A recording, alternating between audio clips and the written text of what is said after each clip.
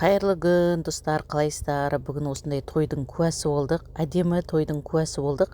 Бұл жерде аяулым Жасұлан дейтін біздің баламыздың тойы, яғни баламыз болғанда менің жолдасымның бірге армияда бірге служить еткен служактың баласының тойы. Ол біздің де баламыз болады, біздің де келініміз болады деген сияқты. Осындай әдемі той жасады үлкен Құлсары қаласында, Жылой ауданы.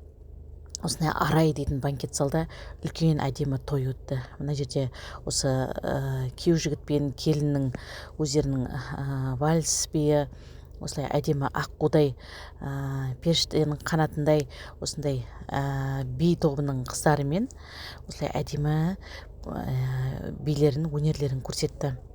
Өте сүйсінтті халықты, өте риза болып қайттық. Осындай әдемі тойды көріп, Құлсары халқы жақында білесіздер, тілсіз жаудан судың астында қалды.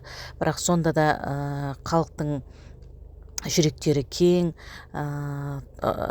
той жасауға деген ниеттері аппақ. Осындай әрдайым тек осындай қуанышымыз көп болсын, келген сынақтардан сүрінбей өтетін мейірімді, әділ, адал халық болайық.